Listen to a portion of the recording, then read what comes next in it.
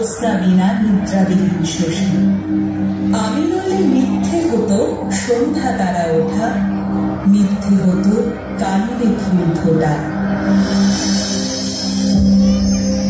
রবীন্দ্র সৃষ্ট নবজাগরণের নারী চরিত্ররা কেবল মমতাময়ী নয়, তারা ব্যক্তিত্বের স্বাধীন চেতা, প্রগতিশীল। আজও সমাজে যখন নারীদের অবহেলা, বৈষম্য, পরাধীনতার মুখোমুখি হতে হয়, সেখানে রবীন্দ্রনাথের সৃষ্ট নারীরাই হয়ে ওঠে প্রেরণা, হয়ে ওঠে এক নতুন আলো।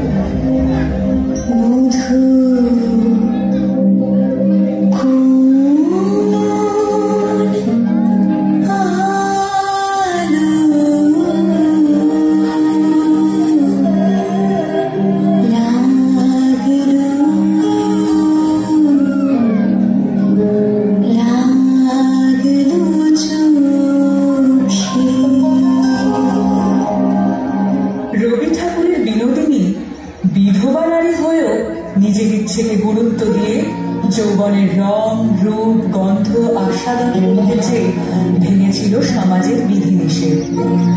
আবার চতুরঙ্গের দামিনী যেন বিনোদিনীরই সম্প্রসারণ।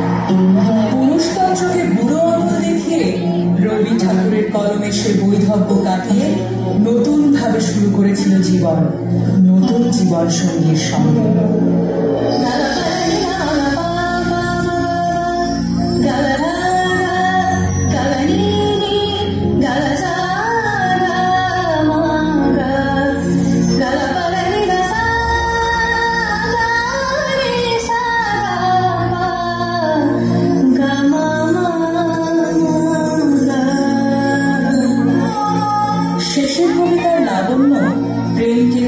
চেয়েছিল স্পর্শে নয়, মনন।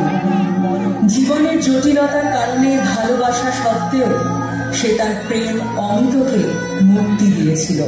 অন্যদিকে চারুলতার ধন, ঐশ্বর্য থাকা সত্ত্বেও পায়নি স্বামীর ভালোবাসা। তাই অমরের সান্নিধ্যে এসে সে পেতে চেয়েছিল নিঃসঙ্গতা থেকে মুক্তি এবং তার লেখিকা সত্তার মাধ্যমে হতে চেয়েছিল স্বতন্ত্র।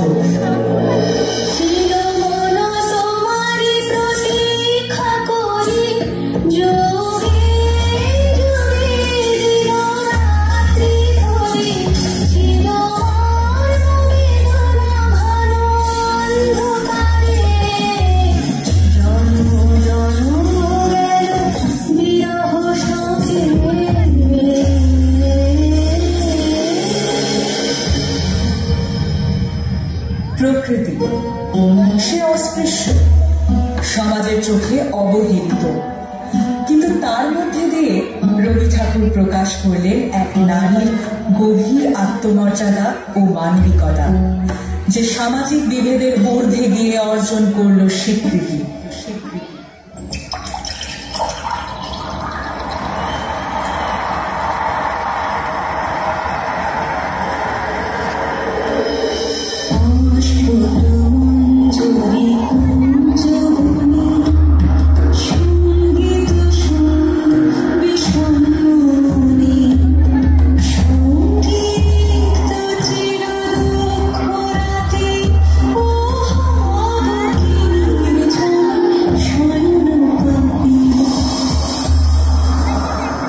নারী কেবল রূপে আবদ্ধ নয়, বরং তার ব্যক্তিত্ব, সাহস ও শক্তির জন্য পরিচিত। পুরুষের মতো লালিত হলেও চিত্রাঙ্গদাকে তার নিজের নারী পরিচয় ও অধিকারের জন্য লড়াই করিয়েছেন রবি ঠাকুর, যা আজও করে চলেছে অনেক নারী। আমি চিত্রাঙ্গদা, আমি রাজেন্দ্র নন্দিনী, নহি দেবী, নহি সামান্য নারী।